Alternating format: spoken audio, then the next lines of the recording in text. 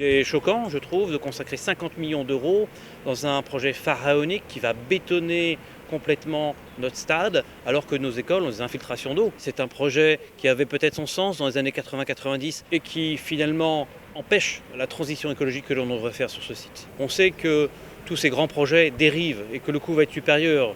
D'ailleurs, par exemple, le marché Jean Harpe, qui était chiffré pour 12 millions d'euros, aujourd'hui a déjà coûté 27 millions d'euros et il n'est pas fini. Cet argent que l'on met à un endroit qui ne va rien apporter immédiatement aux sportifs, si ce n'est 5 ans de travaux, 5 ans pendant lesquels nos sportifs devront aller dans d'autres gymnases, dans d'autres villes pour exercer, 5 ans de travaux dans la ville, en centre-ville, alors que nous sortons tout juste de 2 ans de travaux avec le marché Trozy.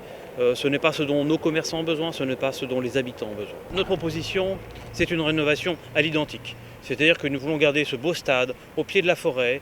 Nous voulons permettre à l'eau de continuer de s'infiltrer dans les sols par le stade. Alors nous allons refaire simplement le revêtement de la piste. Nous allons rénover les gymnases. Nous allons remettre tout ça aux normes.